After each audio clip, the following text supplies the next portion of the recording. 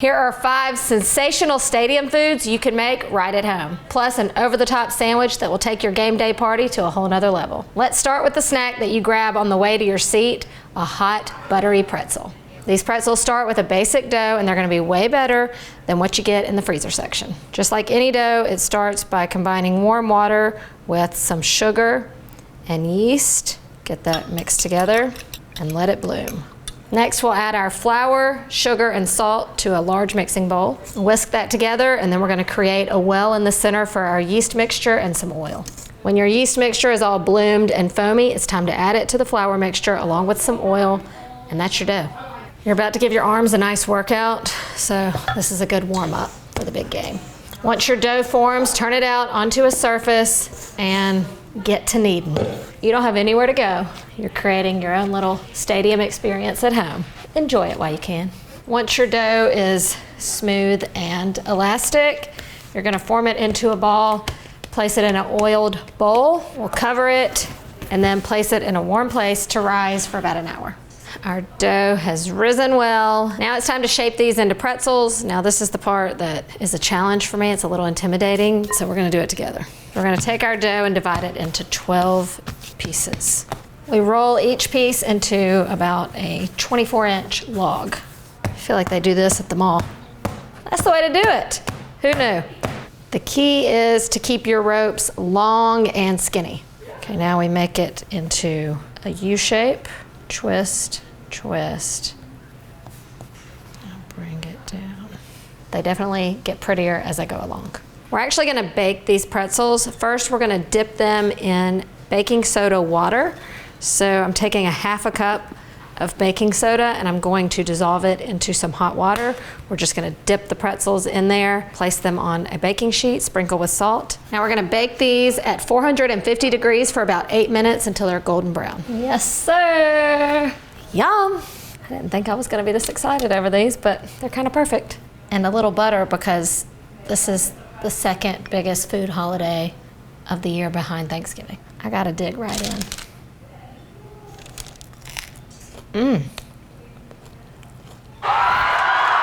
This is way better than anything I've ever had at a stadium. The second part of our appetizer course is nachos with the good melty cheese. This cheese sauce is made similar to just a regular cheese sauce you would make for mac and cheese, except we're going to use cornstarch instead of flour as the thickener. We'll bring this up to a simmer where it'll thicken to a sauce consistency, and then what makes this cheese sauce special is that we're going to stir in a little cream cheese. I've got that glossy cheese sauce consistency. Now it's time to stir in our cheddar. I'm also going to add to that with a little hot sauce. It's not quite as electric orange as the one that comes out of a can. You can add some food coloring if you want, I guess. I'm not going to do that. All right, to keep it old school, you got to have the round chips. Okay, this is what I grew up eating at the ball field. Now you could make this and keep it in a small crock pot and let people make their own nachos. You could also make the most loaded nachos, even loaded French fries you want, but I am again going old school with just cheese and pickled jalapenos because this is my show and that's the way I like it. See that? Perfect bite. The jalapeno makes it.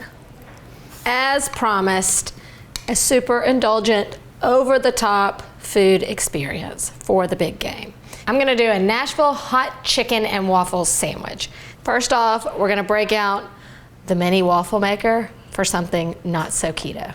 This is how we're gonna create the bun for our sandwich. I'm using just a simple box waffle mix, and let's make the bun, hun. So what is Nashville hot chicken, in case you have not had it before? It is a super spicy piece of chicken that has been breaded and fried, then tossed in the cooking oil mixed with a bunch of other cayenne pepper and spices. I've got some boneless, skinless chicken thighs that I have soaked in buttermilk and hot sauce for several hours. And then we just need a dry mixture, which is a base of flour, and we're gonna season it up with some paprika, cayenne, salt, and pepper.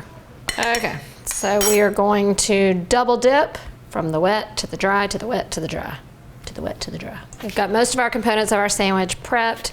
Now we have to make the hot spice mixture. That starts with a good bit of cayenne, about a quarter cup maybe. Half that amount of brown sugar, a little garlic powder, some paprika, and then a little bit of salt. We're gonna whisk this together, and then after we fry our chicken, we're gonna add some of that hot oil in here, and that's what's gonna glaze our chicken. All right, we're gonna fry these deep fried, old school style at about 325 degrees till they're all the way cooked through. So we're gonna take some of that hot frying oil and add it to our spice mixture. This is gonna bubble up, so be careful and make sure you have a large bowl. It's gonna burn in a good way. All right, now we're just going to paint this glaze onto the chicken. You could toss it in it, but I think that would overdo it. My mouth is already watering just looking at this, and for my own little personal touch, I'm gonna make a little drizzle, a little spicy sweet drizzle. So I've got some maple syrup here, and I'm gonna add some of the spice mixture to that. Give it a little drizzle. This looks so good. I don't know that I shouldn't eat this in the privacy of my own home though, but why not?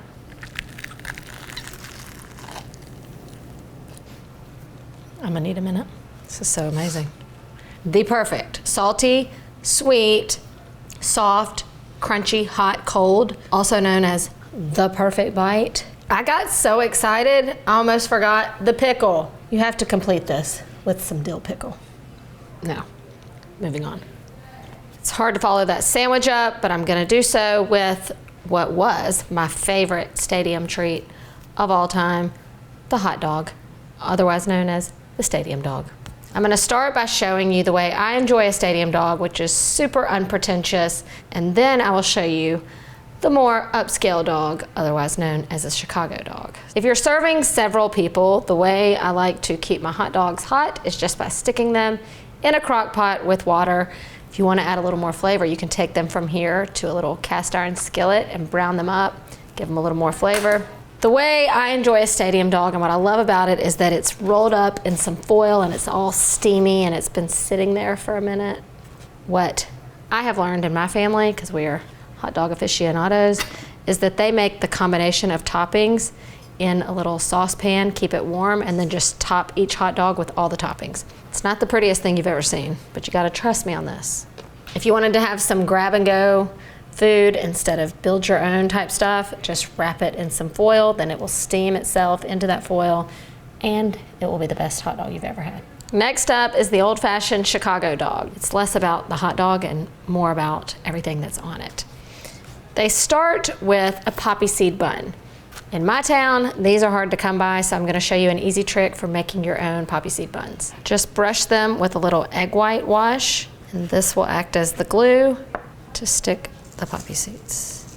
Now, because that egg white is raw, we like to toast it in the oven, just about 325 degrees for just 3 to 5 minutes just to cook that egg, and then you've got your own homemade poppy seed buns.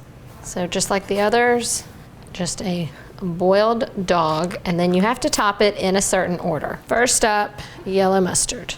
Then we'll add some sweet pickle relish, sprinkle on a little onion, then tomato, a pickle spear, some sport peppers, and then finally a sprinkle of celery salt. That looks good.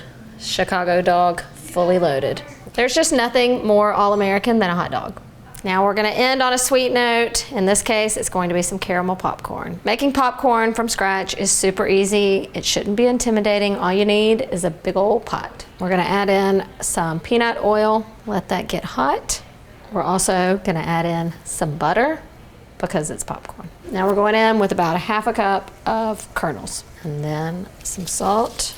You can always add more salt later. We're going to cover it with a lid. Once we hear the first few kernels start to pop, we'll start shaking the pan around and just listen for it to stop popping after that. All right, while our popcorn gets going, we're gonna start on that caramel sauce. We're gonna melt 2 sticks of butter. To that, we'll add some brown sugar, corn syrup, and salt. You could always just make the caramel sauce and put it over microwave popcorn. Okay, after our caramel has boiled for 4 minutes, and stir in some baking soda and vanilla. Okay, then we just pour this over our popcorn. It's nothing like a good salty sweet. And to really round out stadium snacks, I'm gonna add in some peanuts. At this point, you can just let it cool a little bit and enjoy it while it's ooey gooey and sticky. Or We can lay it out on a sheet tray and bake it at 250 degrees for about an hour or so, and this is gonna make it more candied, just like those Cracker Jacks. There you have it. You may not be visiting the stadium this year, but there's no reason you can't bring the fun to your kitchen for the big game. I'd love to know what your favorite stadium treat is. Leave your answer in the comments below. And in the meantime, don't forget to follow Allrecipes on YouTube, Instagram, and Facebook. See you next time.